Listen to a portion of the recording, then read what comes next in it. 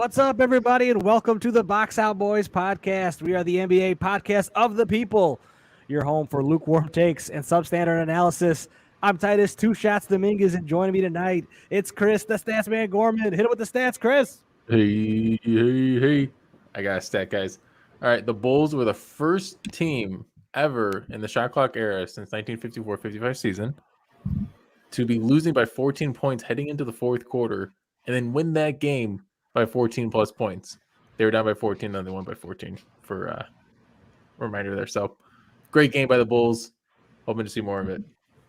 Yes, sir. Even though they dropped one tonight. But, he's our resident Bulls diehard. He's got the hoodie on. He's got the Bulls tree topper. It's the lawn boss, Joey McCroskey. Get that, Joe. What's going on, everybody? It's almost time to stop mowing your lawns. One more cut. The snowplow boss coming up. Get one last cut in there. Mr. Plow. Mr. Plow. I don't know if we gotta have to edit that out. And the man doing the editing, making us sound as delicious as a Reese's peanut butter cup. I think is what we're going with. Hershey's tonight. Hershey's. Either way, leftover Halloween candy. It's Adam, the professional Bruns. How are the levels tonight, Adam? Sounding spectacular as always. Well, thank you, sir. Hopefully we can have an incident-free editing process later. Here's to you, Chris. A little behind-the-scenes stuff. Let's hope. So, Fun guy. if you guys are joining us live in the stream, feel free to drop a comment in. Fun guy. Make fun of Chris and his woodpeckers that we were talking about before the show started. Might need to edit that out. We'll edit it all out. It's fine. Just 1 second. Box out, and then that's it. Wow, we got a lot of downloads this week. People are really into this. All right, well, we are going to talk basketball at some point, so let's go ahead and get right into it. We're going to the jump ball, guys. We're going to go around the league, talk about what we were watching. You know what? Let's just go ahead and do it. Let's start with you, Chris. What'd you watch this week? What I watched that wasn't the Bulls, unlike some people. Yes. We always watch the Bulls. That's hosting this podcast. All right, my favorite game of the week that we need to talk about is the Magic and Timberwolves game that happened on Monday night. This happened the same night as the aforementioned Bulls versus Celtics game, where the Bulls came back to win by basically turn the game 28 points in the fourth quarter. The Timberwolves end up losing this game 115-97. Prior to this game, the Timberwolves lost to Denver 91-93. Close game against a team that's kind of underperforming right now. Jokic is actually one of the best offensive weapons in the league. Still, efficiency king. No one's talking about it. Anyways, they beat Milwaukee, and Anthony Edwards said after they lost to Orlando, is everyone, the locker room thought they were basically hot shit after beating Milwaukee, and they thought they actually did something. And they kind of need to get grounded again because they beat Milwaukee, which obviously are the reigning champs, but then they lost to Orlando. And heading into this podcast, Joey's like, why do we talk about Orlando? Orlando's got some guys. Let me just tell you guys right now. Cole Anthony, 31 points, 6 of 11 from 3, 9, 11 from the line. Guy had a career game. Franz Wagner, 8th overall pick in the draft. The Bulls traded for Nikola Vucevic, one of many. He's killing it. 28 points, 5 of 9, plus 14.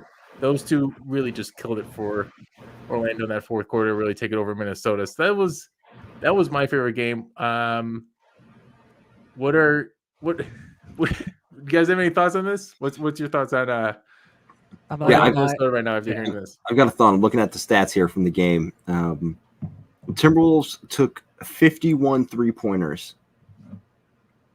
Whoa. That's a stat. The Magic took 43. Whoa. 94 3-pointers due to them. The Timberwolves shot 36 of 97 from the floor. That's a lot of missed shots. That's a lot of missed shots. There's a lot of offense this game, a lot of high ball movement. Obviously, these teams historically don't really care for defense. So that's what led to this. It was an insane contest. One stat that I did talk about before the pod that I want to talk right now. Franz Wagner, obviously 8th overall pick out of Michigan, killing it, having a career game that his older brother Moritz Wagner I don't think has ever had in his. How many years has Murray's been in the league now? This is his 6th year in the season. In the same game, his 4-year older brother played 5 minutes, got 2 points, 1 rebound, plus 15. He had a great. Everybody apparently had a great game. So that was interesting seeing your 4-year younger brother kill it like this. I have a brother that's 4 years younger than me. If I saw him doing this, I don't know how it would make me feel. To be honest, like the ego thing is got to be affecting us a little bit. This feels like a therapy session so right now. I'm kind of interested in what Maurice is going through with this. But Titus, Joey, I know you're the older brother. You're the younger brother, and Titus, you're the older brother. So I'll put to you guys how do you guys think Maurice Wagner should be feeling seeing his younger brother completely destroy it in his 7th game of his NBA career? I mean, I guess Paul, if you're listening to this, let us know because that's kind of how it's been forever. Nice. Taking shots. That's fine. I would be very happy for my brother's success. I would say, hey, you're doing a great job. And my brother's name is Seth. Person. My brother's name is Seth. Like a so crunchy. Crunchy. Hey, be happy for him, man. Be like, hey, he's killing it. I think at this point, because you're an NBA basketball player, you kind of accomplished a lot. Right. So you're kind of happy for him, but at the same time, it's like, oh man, why can't I be doing? You always wish you could be doing stuff, but right, you always want more. It is good to see from this game Wendell Carter Jr. getting some playing time. 36 minutes, 15 points, 14 rebounds. 20 minutes. There you go. He's hitting 3. I forgot that he hit 3s in Chicago. I don't remember. He shot 36% last year in Chicago, but I remember he hit 2 in this game. Do you guys remember Wendell Carter really hitting that many threes? I don't remember him. I remember him hitting a handful sporadically. So I don't know, man. Major game. But Joey was definitely in the locked in last year, and I was not. So yeah, suffering through the Jim Boylan eras. Earning that contract. One of the games I thought was gonna be a fun game. Speaking of like fun games, we were trying to check out. I made sure that I checked out Memphis versus Portland. This is going back, I think. What is this? Saturday or something? Or last Friday. The Blazers won pretty comfortably, 116-96. I thought this would be a fun game battle between Ja Morant and Damian Lillard. It was not. Damian Lillard made his first shot and then proceeded to brick everything after that, and he only had 20 points. Ja Morant only had 17. Still had some nice dimes and stuff. It was really fun.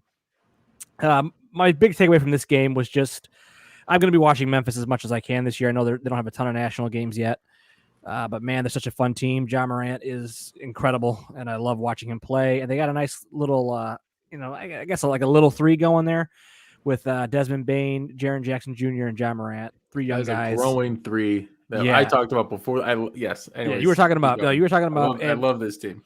Desmond Bane was the guy that was catching my eye in that game. I mean, he's hitting threes. He's playing great on defense. He was cutting to the basket a lot and getting some, penetration in the lane. He wasn't scoring a ton inside, but he, just kind of the moves he was making. You could see like this guy's coming up. Going to be coming up. They're going to be a scary team, if not this year, within the next couple of years. Homegrown team. So they're really fun to watch. Portland pretty much just dominated in the second half. I think Memphis only scored 39 in the second half. So a rough game for them. But that was kind of the game that caught my eye. And then the other game that caught my eye, and I think, Joey, you can kind of touch on this in general after we kind of talk a little bit about the game, was the Miami-Dallas game. Again, very similar thing. I wanted to watch Luka. I hadn't seen him yet this year. And then I had to get a look at Miami because they're looking real good right now. I think they're 6-1 as well as the Bulls were. Bulls are now 6-2. But man, Miami, 4 guys with 20 points. They won this game also pretty comfortably, 125-115. 4 guys over 20. Hero leading the way off the bench. I think he had 25, I believe, or 27. Luka had 33. He kept them in it. Luka and the 3-point shooting kept Dallas close. Throughout the game, they were pretty much in like that striking 10, 12-point range, but really never got into the mix for anything. This is the first time I had watched Lowry with the Heat, and man, does he look like a perfect fit for Miami. He looks like he's exactly the right guy they needed. He was dropping a lot of dimes, getting the ball to Bam. I think he had 2 oops to Bam that I saw, and it's like, okay, that looks scary. And Hero, he's back on it, man. I think he had a little bit of a down year last year. I know he was in trade talks for Lowry last year at the deadline and stuff. And, I think I was pretty adamant they should have just got rid of Hero and to get Lowry at the time. But, man, that was definitely not the right move. With him now coming off the bench, he looks like he's going to be an MIP or a six-man candidate. I don't remember if any of us took him. Both. Yeah, possibly both. I mean, he just looks great. And, to lead that team in scoring with those other guys that are on that team, Bam, Lowry, and stuff like that, they were really good. So I did check it before the pod. Joey picked Tyler Hero from MIP. Oh, nice. And I thought I did, but of course not. Anyways, so keep rolling, Titus. Yeah, Joey might be winning again. To me, right now, they're one of the scarier teams in the East as far as, we've been locked in with the Bulls and stuff. So, but they're one of the teams I'm very, very worried about. Joey, you had some thoughts on them too. Yeah, Chris took one of the points here. Yeah, I did have Tyler Hero for most improved player. I also have Bam as defensive player of the year, which looks like it actually has some legs at this point. It's got some juice. The Heat though are playing extremely well. I would not have expected that to be the case. I thought Lowry was a great addition for them. I just didn't think it would materialize as quickly as it did. I don't think anybody assumed that Hero would have the comeback year that he's having as fast as he's having it. But overall, their rotation is just looking extremely solid right now. Bam looks like USA basketball over the summer was a huge boost for him. And Jimmy's doing Jimmy things, just, the energy guy, keeping everybody together and really pushing it. They're a league leading in plus minus right now, 16.7, shooting 47% from the field.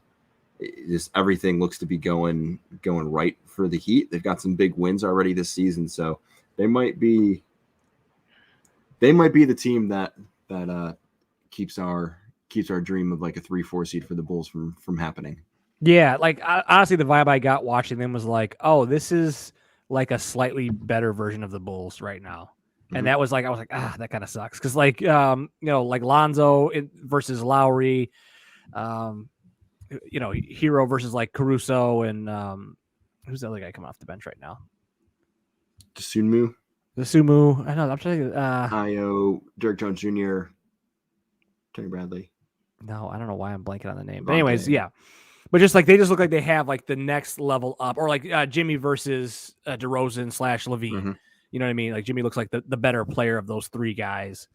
It's just like, and Bam versus Vooch also look like, Bam gets the slight nod there. It's just stuff like that where I was like, okay, they look like they're doing what we want to be doing or what the Bulls want to be doing, coming up. So I'm very curious how that's going to shake out. Like you said, Joey, they might keep us out of a 4 or 5 seed. So it could be tough. I think with that, we can kind of move into the Bulls talk. We got, before we move, I've got a question that I saw pop up on something today, and it kind of goes through a little bit of the teams we talked about, or at least one of them. So I got 5 players here I'm going to throw out to you guys who have all had great starts to their seasons, and I want to know who you think is the most likely to continue their level of play for the rest of the season. Okay. Okay. All right. So it's Ja, Miles Bridges, Al Horford, Spencer Dinwiddie, and Montrezl Harrell. Oh, wow. Oh, it's Ja. Yeah, I was like right top of 100% Ja. Ja's going to be the second one again. Miles Bridges. I like Miles too. I'd probably put him 2 on that list.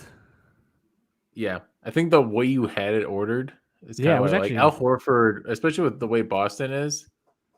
I don't trust Al Horford to play 50+ games this year, so I think that's gonna fall off real quick. Everyone's talking about Ja. This is me as coming out party, and Tice, you were talking about him a little bit earlier, but the game. They're on a 4-game road trip basically to start the season on the West Coast, and the last one was against Golden State, and they won that game 104-101. And Ja's just gonna he's got that grit and grind kind of player in him. So I like Ja a lot. I got him in fantasy, and I'm excited from this year. Go. No, he's playing out of his head, and he's to me. I was that game that I watched. He didn't really shine too much, but. Depending on what Memphis does, I feel like he could be a sneaky dark horse MVP candidate. He might get himself in that conversation. His division is so we never talk about NBA divisions. It's Memphis, Dallas, San Antonio, Houston, New Orleans. Memphis, seeing how Dallas is, we didn't even talk about how well you touched on Luka. Luka's got no help on that team. The second best player on that team is Jalen Brunson. So I think Memphis might win the division there, and like it's kind of weird. So, Yeah. Ja's just Ja's Well, the that's best. like, Would you have taken Ja over Zion? Should that have happened? Do you guys have any thoughts on that? I mean, I don't think you can at the time, but it's certainly looking like it could be like a Durant Odin situation almost, you know. Maybe not that Right, dire except with yet, weight but instead of the 300-pounder. man, it's just Ja looks like he was just a great pick. Like, you know what I mean? I don't know. That's a tough one, Joey. Yeah, Ja's looking like the smart choice now. I don't know if we're ready to go Greg Oden yet, but yeah, that might have been extreme. It's not far fetched at this point. I mean, thought, right? David Griffin came out, oh yeah, he'll be ready at the season start, and then it was sometime in November, and now it's kind of like, we don't have any idea when he's going to be done. That gets with weird. His foot surgery. It's weird. It's weird. He's such a big guy. When you start saying feet, it's not a good thing. Go ahead. I think Zion still had the talent. The way he finishes, nobody can stop him. Yeah, it was so fun to watch him last season, especially in crunch time. So I still love Zion. And I think you can get a Ja here and there. So I still would have taken Zion, but man. Do you think he's just like milking this to try and force himself out? Just like, I think so. So the thing is, I'm overweight, I'm hurt, I can't play, get traded, and then just. This isn't like a Ben Simmons mental health thing, you know. Like I think this is a little bit more serious than, you know. I don't want to doubt mental health here, but like Ben Simmons, what he's doing is kind of taking advantage of something that's in. Anyways, no, I just think yeah. I read an article where it was kind of like that New Orleans is temporary for Zion. Zion knows it, they know it, and like everybody knows it. Like this guy, the first chance he can sign somewhere else, he's leaving. And I just feel like that's the vibe, and like that actually kind of concerns. It didn't have to be this way. Yeah, like it didn't have to be this way, you know. And it's just like I don't like that when players start to like think that they can just kind of wait and go and win somewhere else or something. This is the NBA, dude. You have to start playing. You have to start getting your reps and start getting good. You can fade away quickly. Yeah. The thing is, though, no one has ever not accepted that extension. It's like the rookie extension. He gets like a 5th year. No other team can offer except the team that drafted you. And Zion, is he going to walk away from that money? It's like an extra $30 million or something. It's like no one's done that. Are you confident enough to actually take that? I feel like somebody will be lined up to give him more than that, though. That's the thing. It's kind of weird that Zion's already getting the credit of the kind of superstar status. Like, you know how KD, when he tore his Achilles, he still got the max. Yeah. He still got paid. And like Zion's kind of getting that already, even though he hasn't really proven much. Yeah. I don't know, man. It's it's a weird situation. I think it's, with everything going on with Simmons and some of the other guys this year, it's kind of pushed under the rug a little bit, but it's definitely something to keep an eye out for next season and the year after that about like, hey, what are you guys going to do with this guy? Because if he's not playing or he's not playing great, it's just weird, especially with him kind of coming in kind of heavy. It's just like, all right, man, you got to focus on New Orleans, even though they're terrible. Yeah, that's why I don't know, man. Anyways, sorry, let's talk about New Orleans. New Orleans is a dumpster fire. It's a team that let's move on to a team that we really, like you said, we really like. It's time for your Chicago Bulls talk.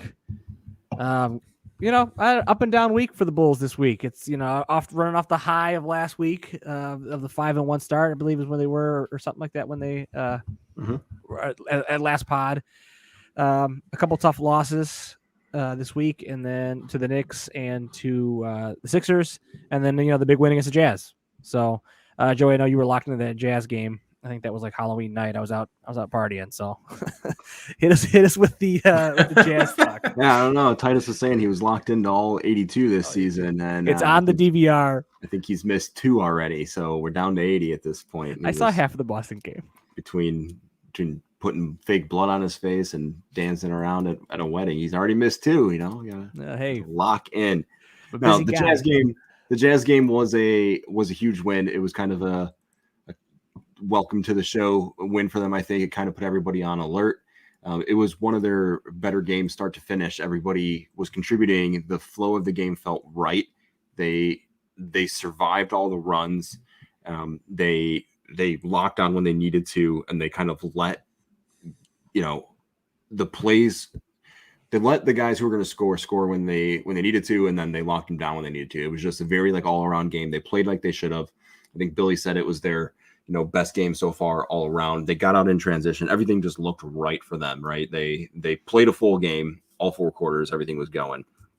The Celtics, as fun as that game was to watch from a fan's perspective, the being down 14 going to the fourth quarter and then winning by 14, that 39-9 or 11 run, whatever it was in the fourth quarter was absurd and just so much fun to watch. I think we said, a game like that last year would have been like a 40-point loss, right? It would have tailed off just violently after halftime when the Celtics came out on their little run. So it was great to see. They did the same thing again tonight against the 76ers. They came out kind of messing around. Defensive intensity wasn't where it needed to be. Levine was just barking for fouls and not trying to score. The NBC sports team, they keep talking about how good Levine is after the first quarter. And they're like, everybody's pumping this up that he's like a closer now. And it's almost like he just needs to stop. He's trying to get the game to come to him, and he seems to be at his best when he's forcing himself into the game right on his drives. Yeah. He's not shooting the ball from outside. I don't have the stat, but just eye test wise, it doesn't seem like he's shooting the ball from outside as good as he has in the past, but he's getting into the rim much, much more often. And instead of just trying to finish and being a strong player like he is, he's looking for those fouls. So, I think overall they need to have more games like they did against the Jazz. They need to be consistent. Richie, one of our guests from a couple weeks ago, texted me before this started and asked if DeMar is a MVP candidate at this point, and I'm guessing there was some sarcasm in there, but the 30 plus points a game is all fun and fantastic, but it's all coming in like a wave, and it's not coming in a consistent stretch throughout the game consistently. So I want to see Zach and DeMar get those stats, but get them throughout the flow of the game, and not have them all come, when they're down by 14 points and they have to come back to win the game. Yeah.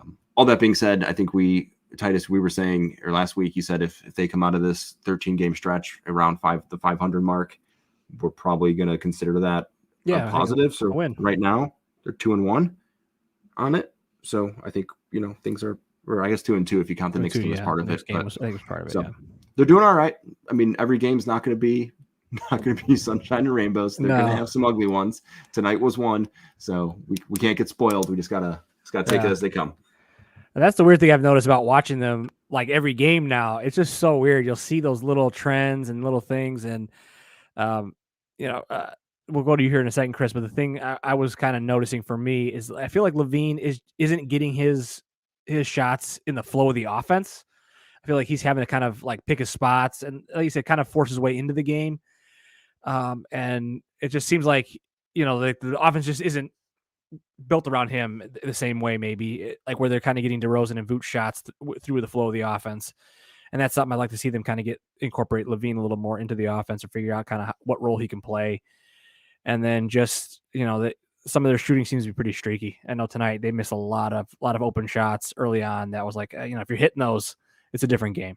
So, Chris, you got any general thoughts on the Bulls, kind of their last week? I don't know, man. Like, I'm excited for what I've been seeing. There's been some surprises. That Utah win was shocking. Yeah, I think that kind of opened everything up. And then coming off of to come back and beat Boston like that, kind of put them more on the map. And then, sure, they lost tonight, but this team's got some fight in them.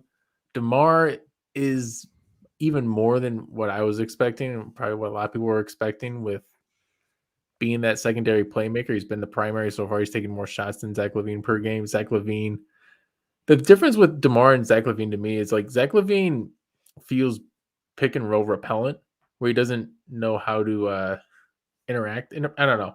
Yeah, like Joey was talking about, a lot of his shots come not in the flow of the offense. It comes from isolation kind of plays more with him, because he's the most athletic player you could possibly have in the league, and that's why he's able to do that. And so I'm interested to see how he can really gel with the team. I really want that pick and roll with him and Vooch, because I honestly still believe Kobe White's better. Anyways,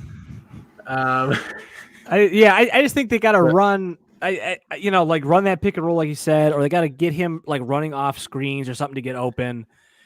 I think the positive things, they've gotten down in a couple of these games because the Knicks game too, they got down and came back and then almost pulled off that win, without a missed jumper from DeMar. But it's just weird. They got to find that consistency, figure out what's going on to get them to stay in these games and then eventually close these things out because they had that issue with Toronto where they were up big and then almost lost it. But I do like that we're seeing the fight. So go ahead, Joey. Titus, you said something in your first comments about Vooch just kind of being a passive, and so I've kind of noticed. So it's almost like the teams are coming out and they're saying to the Bulls, we're not going to let Levine and DeMar come out and beat us right off the bat. Yeah, and DeMar doesn't run the pick and roll, right? So Levine that's running it. They're doubling down to Zach and saying, we're going to make you give up the ball. And it seems like the Bulls are falling into that early on where they're giving Vooch a ton of shots. It happened again tonight to start the game. It seems like the first quarter or so, Levine or Vooch is getting the majority of the looks. And it almost seems like the kind of flow of it is like, hey, Vooch, you go first. If you get hot, we're going to keep doing this and kind of make them have to honor you. And then, that'll open up for Levine. Yeah. But Levine, but then DeMar, and we talked about this last week, kind of complaining about his mid-range, and Chris said after every mid-range he misses, we should take a drink. But like when he's in it and it's flowing for him, he just gets to a spot and he shoots in it and he's being efficient with it. Zach hasn't done that yet. I feel like he's just kind of waiting around to see what's going to happen. And then when he's decided that, all right, it's my turn to go. Like, DeMar's on the bench now for his break and Vooch hasn't gotten hot. It's my turn to go. I'm going to go. Yeah. And he needs to just go, right? Like force the hand, make something happen, get good shots. Don't force up bad shots. But like if Vooch is open and you still kind of have a double and you think you're better, like Chris was saying, you're the most athletic guy on the floor. Let's, take a drive and force some of those foul calls and stop trying to just kind of pussyfoot around it and get them to blow the whistle. Yeah, I definitely, I definitely kind of agree with it's what you're saying. Phrase. It is a phrase. I don't know. I think he's laughing something. Yeah, on SNL in the 80s. I think that was retired. But anyways, I love it. No, it's just weird. I just think he's forcing a lot of, like you said, it's when he wants to, like, it's my turn. All right, I got to take it. He's forcing it. To me, I really love like when the second unit's out there and DeRozan's the focal point of the offense. I'm really liking that. Last week I came on here and said he was straight trash and was saying, this mid-range game is killing me. When he's hitting them, and in the fourth quarters, he seems to be hitting them. It's fine. It's just tough for me to watch. I do not like to live and die on the mid-range game. Yeah. I think it's, especially in today's game, you gotta get something going to the basket. And the other thing that's killing me, and I don't know if you guys are kind of seeing the same thing, but that short corner, whether it's on the, on the right side or the left side, there's open shots there for Lonzo, Io. There's, a couple other guys that are just kind of finding themselves wide open, especially on the doubles. And that's where Levine is kind of killing me. Like a lot of times he's going into traffic or trying to force it to Vooch in the paint in traffic. When I feel like just kick it out, let's work it around the ring, get a little ball movement. And that might've been what they were doing against the Jazz a little bit more, just to kind of make that one or two extra passes and get, Caruso, Lonzo, Io kind of open in those corners and see if they can kind of create through that, especially, in the second quarter, in the fourth quarter where they're kind of taking breaks. So, I saw that a little bit with like Derek Jones Jr. hit a three in the corner. Yeah. So they're doing that a bit, but Tice, that's a great point. And I think that just comes with, this is a new team, and as it gels, they'll watch the film and see that's kind of stuff that you're saying right now. Assistant coach for the Bulls right now, right here with Titus's analysis. It's fantastic. How I'm fun excited. is this though? Like we're talking about the Bulls in a way of like, man, they're winning big games, but we're just like, we just want them to kick the ball around more. And last year it was like, if Kobe White could stop turning the ball over and Levine would stop taking 25 shots a game and, oh my gosh, playing hero ball. Yeah. And now we're just like, man, they need to, we're talking schematics. We're talking basketball. Like, this is, no. like, they're like a real team. Well, guys, And they like have so like much fun. real hope and real potential. so they're at Philly tonight. They lost. They're home for Philly on Saturday. How do you guys feel after that game if they lose that game? Like, do they If they need lose that game? Saturday, that's tough. No, I see. To me, I think they got to win against Philly on Saturday. I think they 'Cause need to split this. And I Yeah, think, you saw them. I The agree. back to back is tough. I'm expecting a dub. I'm expecting them to be favored by 3. And sorry, I didn't want to. No, I think that seems fair. Because this one and then the Knicks one to close it out are the the two must-win ones on the schedule. This 13-game stretch, because you've seen those teams, each once. So let's you got to split. Oh, that's the best. That ends. Yeah. Yeah. The Knicks are the end cap to the end to the cap. run. So you got to split those. Yep. And then just see what you can do here. The other one that I think feels like a win, on the schedule is the Lakers. So that's another one that I'm like, you guys. I know it's in LA. It's going to be back to back in LA. It's tough, but my favorite game is since we're going to talk about upcoming games a little bit. That Lakers one's interesting. The Golden State is my favorite game coming up. So guys, my hot take with Golden State right now is they're very overrated. Oh wow! I had them coming into this season. Their first 7 games going 7-0. They went 6-1. Guys, they played the Lakers great. Yeah, Clippers. They're supposed to beat them. Kings, the Thunder twice. Memphis they lost, and then Charlotte they won. Yeah, they're supposed to win. Guys, the winning percentage of the teams that they've played this year is 38%. When the lowest strength, they have the lowest strength of schedule so far this season. The Bulls' winning percentage of the teams that they beat is 41, so it's not that much better. We had Detroit twice, New Orleans. It's not. But then we had Utah, kind of helps it out a little bit. Utah, Toronto's 5-3. Like what? Anyways, then the Knicks are good. I don't want to go into it. Yeah. It's funny looking at the. So I'm excited for that game. Looking at the picks, Chris, you did take the Warriors as the number 8 seed in the West, and your quote around it was Warriors. This isn't that far fetched. And I'm sticking to it, guys, because once I looked at my predictions earlier this year, I'm like, they're gonna go high, they're gonna come low. Clay's gonna come back. They're gonna go high. I'm gonna be like a guru prophet for the Warriors this season in picks. I have this thing figured out, guys. Let's go. The Golden State Nostradamus. Well, people are talking about them as like a title contender now. So it's definitely they might be slightly overrated, but they're not talking about the Bulls who are doing the exact same shit right now. Well, I mean, Steph's got a couple of rings.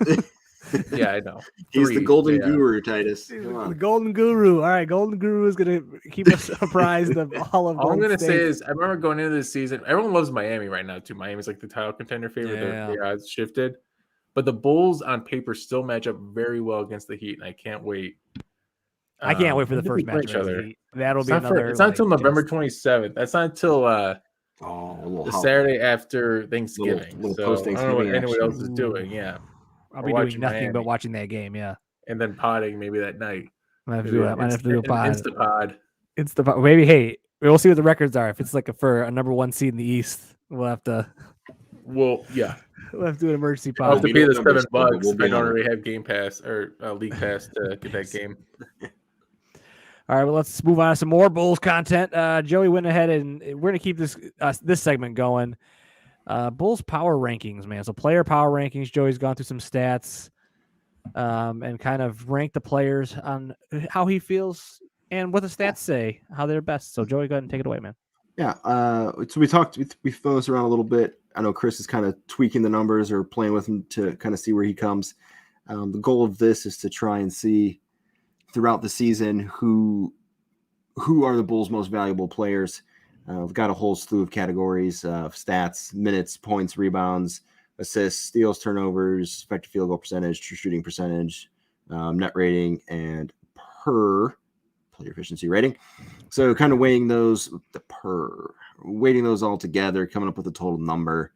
Goal is, so since I started this around game 7, every 7 games or so, that'll get us through. We'll see where we land come the end of the season. So through 7 games, number 1, I'll just go through the top 5 for now, and then we'll kind of update every couple of weeks here. But DeMar is coming in at number 1, Levine at number 2, Nikola Vucevic at number 3, Derek Jones Jr. number 4, and Lonzo Ball at number 5.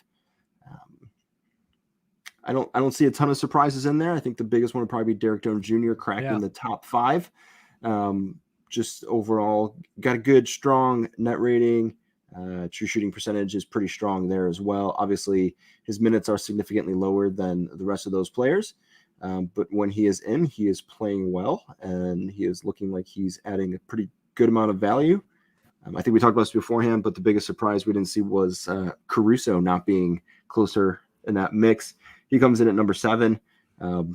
High turnover percentage so far. Does have a high steal rate, but he's kind of offsetting it with the turnovers.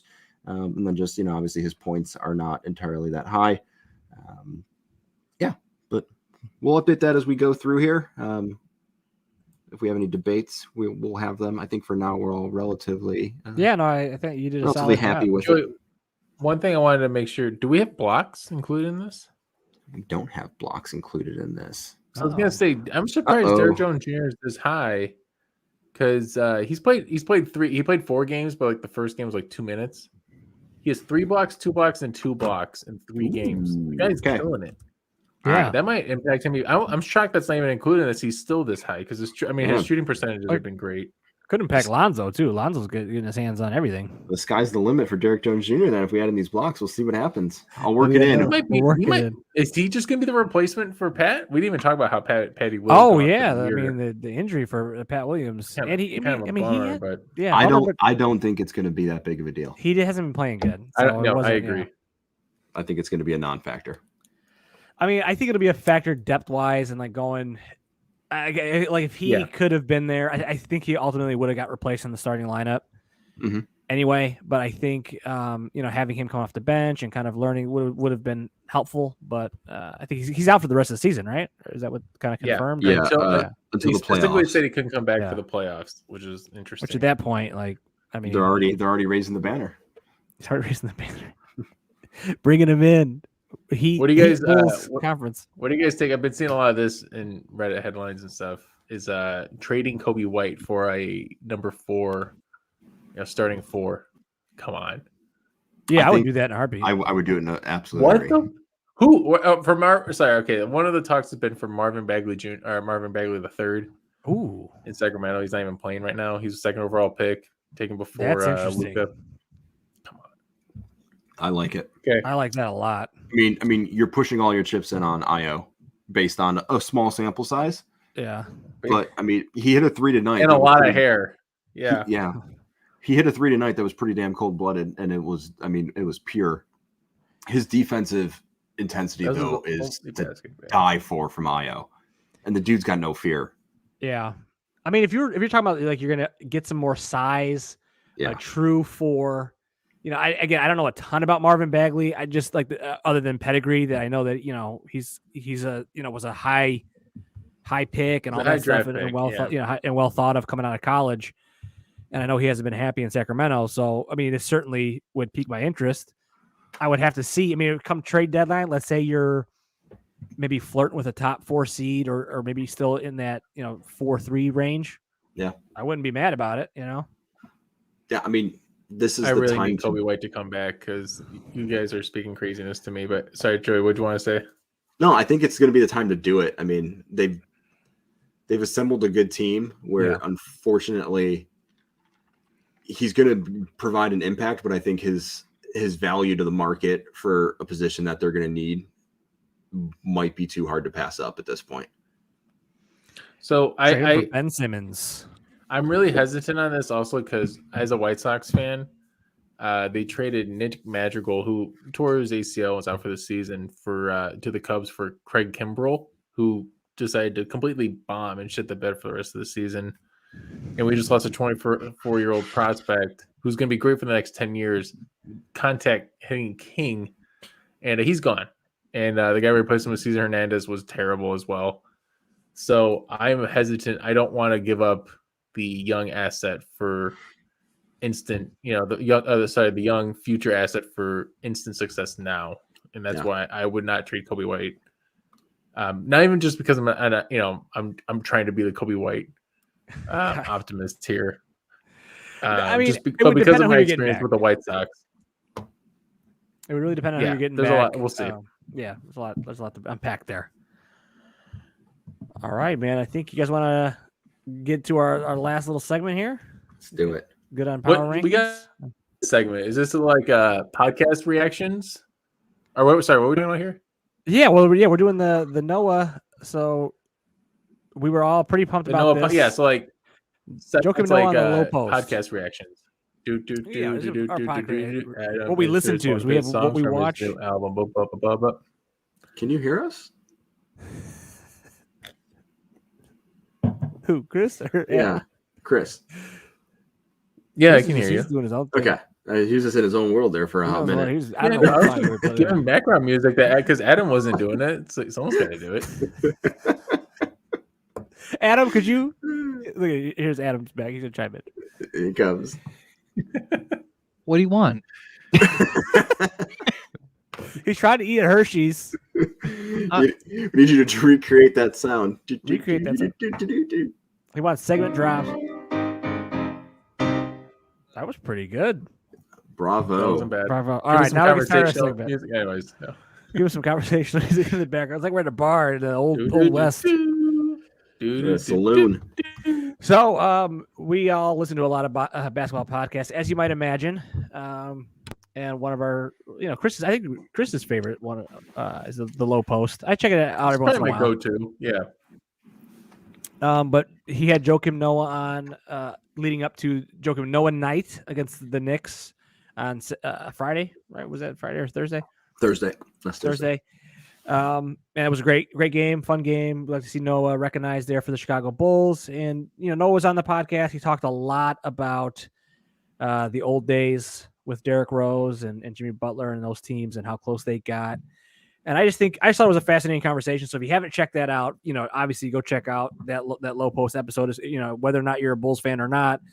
It was just interesting conversation about the league at the time. And I thought it was great perspective from Joakim Noah. I definitely came away with a little more respect for him after that podcast, even though he was a pretty highly respected player, for the Bulls for me anyway. But just kind of hearing his work ethic and how he went about things, he just seemed like a really, grinder kind of guy. It was awesome. Chris, you got any thoughts about the Noah podcast? Yeah. It was one of my favorite player interview podcasts. A lot of times these player interview pods kind of are hit or miss. And Joakim Noah really gave a really heartfelt, genuine interview. I felt like I haven't seen him in anything recently or any. It was kind of interesting to talk about his upbringing, where his dad played tennis in Paris, and when he moved to the U.S., he kind of had like a. He didn't come from a poor town, so he was more treated like a. Like he was a rich guy, and he was made fun of for that, and like overcoming that, and then like actually a couple interesting things. First off, when he was in Florida. He thought about he had an instant about transferring. Like he did not admit that he was thinking about transferring, but it wasn't an easy road. I always assumed that he was always the starter with him and Al Horford, and but it wasn't the case. Obviously, before they won the 2 national championships down there. And then my other nugget that I liked from that pod is how 2 others. One is he became a big passer because of Brad Miller. Yeah, of all guys, cool. No. Brad Miller's the guy why he became the kind of player he is, which kind of probably made him a lasting career. That was such a defining him being a playmaker as a he was such position is such a defining thing, and he didn't have that in college, and to develop that, in the pros like that was so interesting to hear. Because of Brad Miller, because of a one-off practice, it's kind of wild. I forgot what my other one was, but Joey, what do you got? I'll come back to me. No, I think that last point you made was huge. He was ahead of his time. I mean, could you imagine if he was coming into the league now? I mean, the way that they ran the offense through him. I mean, you can just picture him getting the ball at the top of the key, and it's just over his head, right? He's just holding it over his head, and he's like pump faking passes, just looking for the cutters, looking for Luol Deng darting to the basket or Rose coming off a screen, and just. He was so ahead of his time, and Tibbs had it set up just perfect for what worked for that team. So great call there, Chris. My favorite part of the pod was hearing him talk about how much he despised Tom Thibodeau, but like how much he actually like loved playing for him. And it was just like I understood that what he was doing was to make us a better team, and he cared so much about us winning, and that he forced us to just always be engaged and always be on. And the story of him saying, like, it was summer and I was just working out, and Tibbs came out of his office and was just like watching me. And he's like, I looked at him and said, "Hey, Tibbs, get the hell out of here, man. It's summer. You're not supposed to be here." Like, it was just so cool to like hear, because like you didn't see that interaction in the game, right? They all just looked like they were such like a cohesive unit, and that even though Tibbs was screaming at them, they were just all together. And to hear that, Noah was like the guy who was kind of keeping everything loose, and talk about drinking beers on the bus after the game stuff is just, it was just so Didn't cool. matter what Like, kind of beer. It didn't matter. Yeah, just he's like, whatever the rookies brought. It was just quintessential Noah, and it was just awesome to hear. There were some sad moments. We don't need to talk about those because it makes me sad too.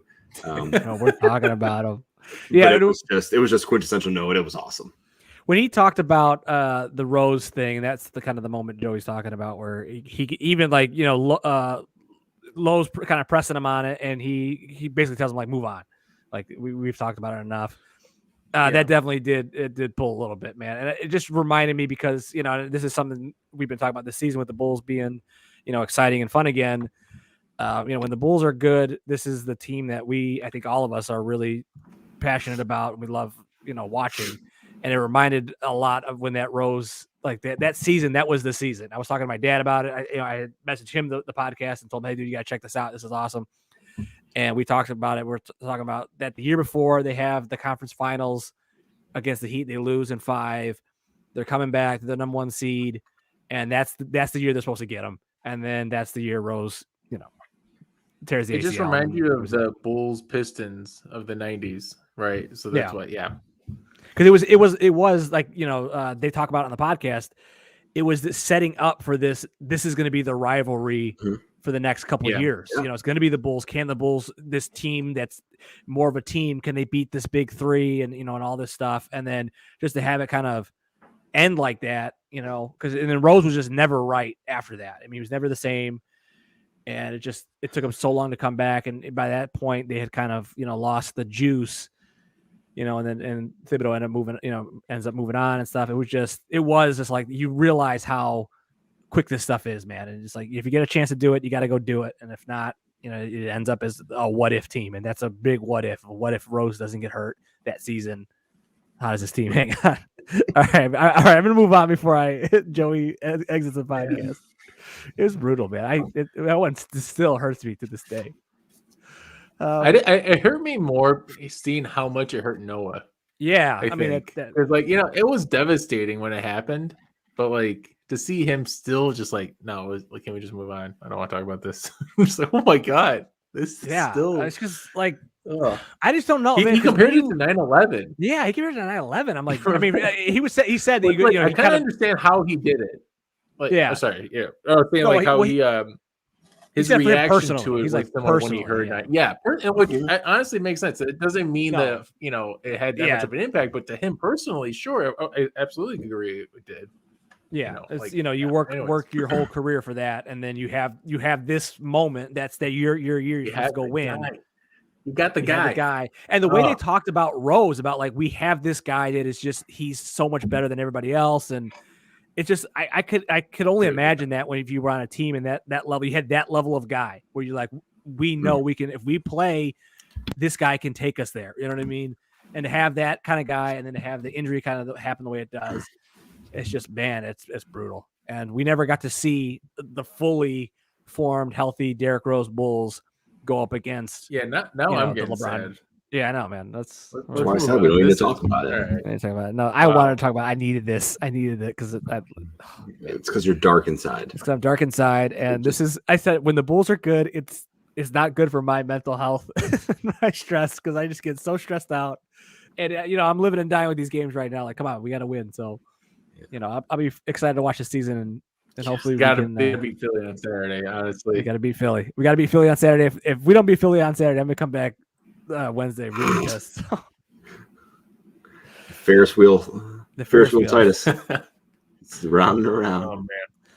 All right, what do you guys think, man? Wrap it up about there. We're doing pretty good on time, so wrap it up. Well, that is it for us tonight. Join us next week to talk more NBA basketball. Follow us on Twitter, Instagram, YouTube, Twitch. Slide into those DMs at the Box Out Boys. Join us live Wednesdays at 8:30ish. Whenever we kind of get done with our pre-show banter. Send us an email to theboxoutboys@gmail.com. And as always, like, subscribe, and review wherever you listen to this at now. We very much appreciate that. So for Chris, Joey, and Adam, I'm Titus. Until next time, box out. I'm coming home. Coming home. Don't do it. We love you guys.